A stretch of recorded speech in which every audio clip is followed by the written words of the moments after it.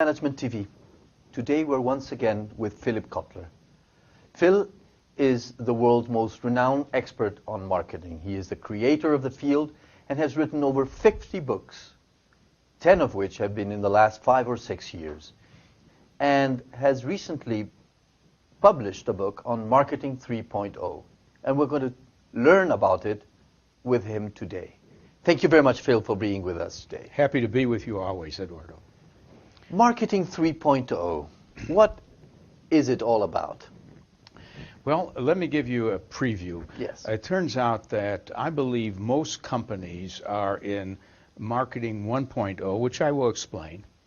A small percentage are in 2.0, and a few now are in 3.0. And by the way, no company should jump from being 1.0 to 3.0. They better crawl before they get to that stage if they want to get to that stage. A Marketing 1.0 company is doing the job, a good job. They are being efficient and profitable, making something for a lot of people. However, some companies have decided to learn more about who they're selling to. Okay. They move from just making and selling a good product to understanding their customers with big databases and watching movements in their customer fans and so on. And that is 2.0. And 3.0 goes further than that. 2.0, if you were to describe it with one word or one concept, what is Marketing 1.0? Well, 1.0 is appealing to the customer's mind wherever you can find customers. Okay. And 2.0 is appealing to the customer's heart by knowing a lot about the customer and trying to get closer to serving the customer. Okay. And now, yes, Marketing 3.0? And Marketing 3.0 is about knowing the customer is more than a person simply interested in a product that you're providing, but because the world is kind of getting more and more unstable. There's the question of, will the planet run out of resources? There's the question of poverty, water shortage. And so it's a context for a company saying, we care too. We not only want to sell what you want in the best form possible, but we would like to make sure that we understand the world you're living in, and we're trying to make a difference and also make a better world. That's 3.0. In one word would be? Caring about the planet and the world. Okay. Let's try to define the basic marketing concepts and apply them to Marketing 1.0, 2.0, or 3.0. Sure. For example, positioning. What is positioning? Well, positioning is letting your target customers know how you will differ from the other competitors in offering points of difference and not only points of parity. We use those terms.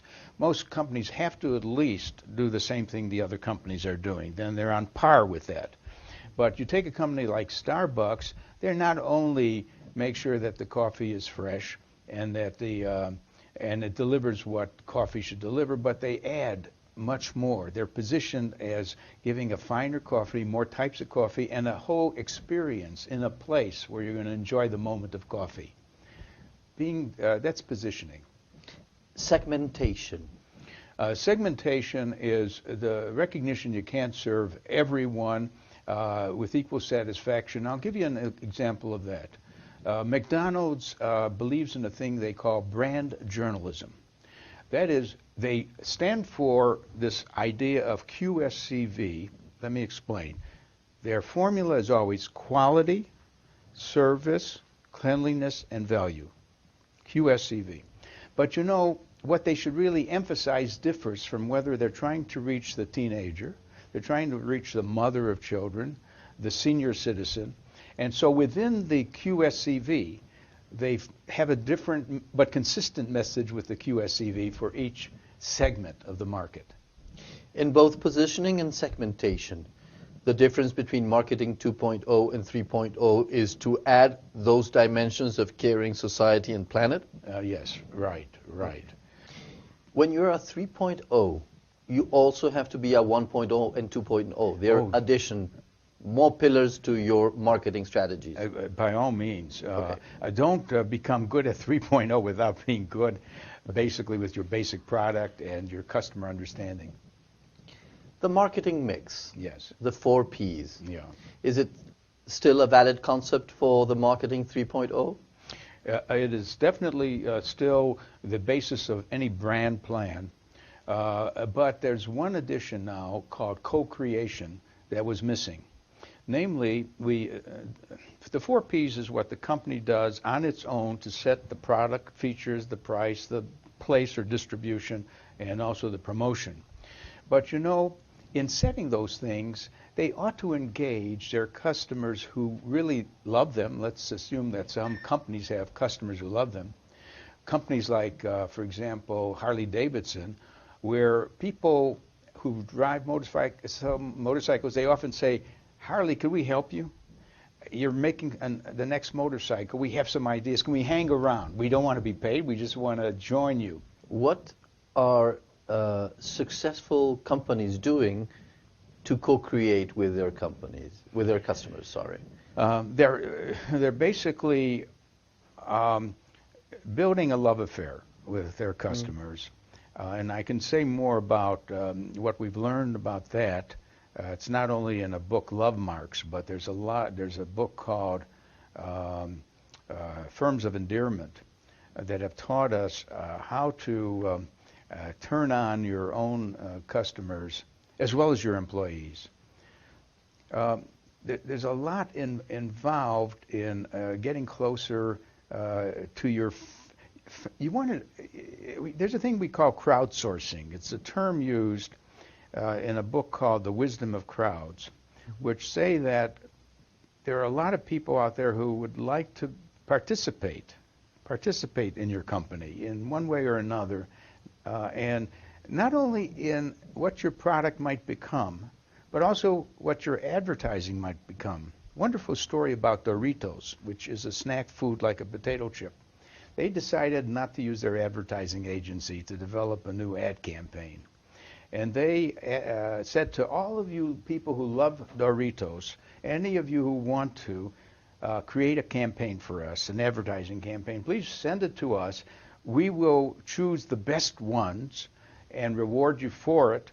And not only that, the very best one will be used for our next campaign, which means that they're bypassing the ad agency, and they ended up with a brilliant campaign that no ad agency would have probably, with its narrow interest in a few concepts, have come up with.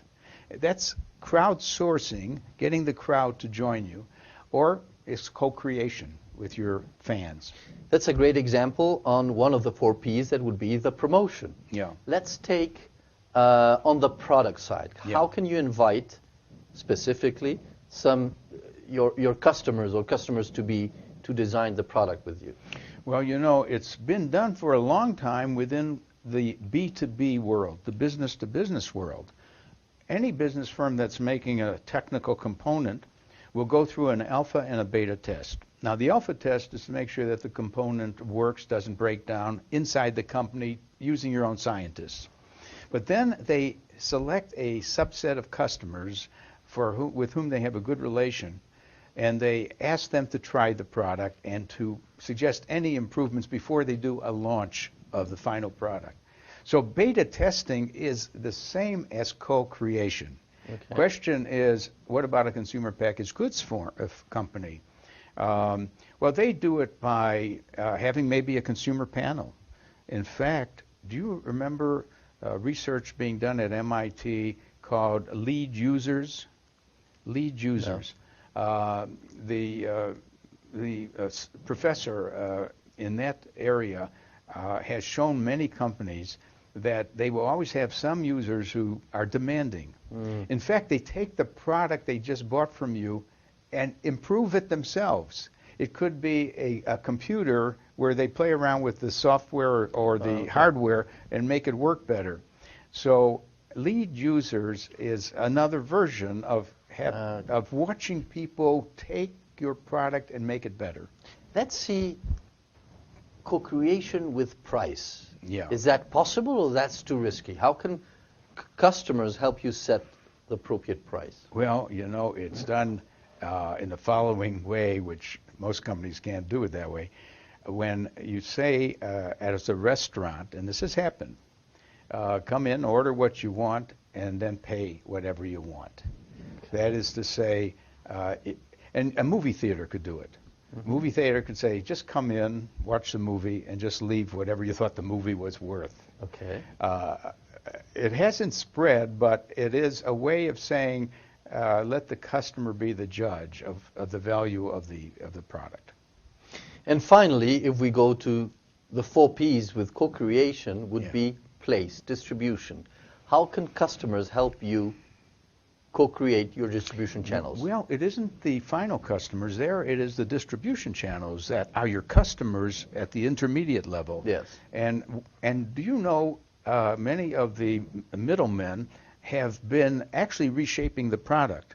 The history of Walmart is telling a toy manufacturer their box or their package is too big for the shelf, and almost giving the design for a better box or package, or actually saying we won't accept it at that size. Go back and so on.